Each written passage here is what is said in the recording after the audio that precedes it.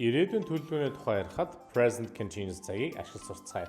За тэгэхээр present continuous цаг маань яг одоо хийж байгаа үйлдэлээс гадна ирээдүйд тодорхой төлөвлөсөн төлөвлөгөөний тухай ярихад бас ашиглагддаг.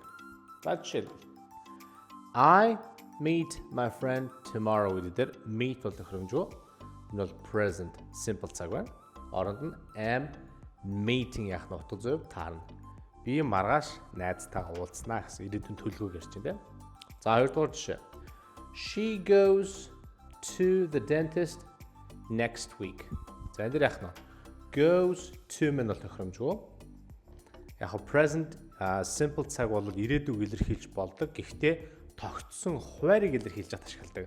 Жишээлбэл галт тэрэгний хуваар, онгоцны хуваар. Энэ дэр бол бид нар яах нь дараагийн 7 хоногт шүдний эмч рүү очно гэж байна. Тэгэхээр энэ дэр хамгийн тохиромжтой нь will go буюу future simple цаг маань тохиромжтой байх нэ.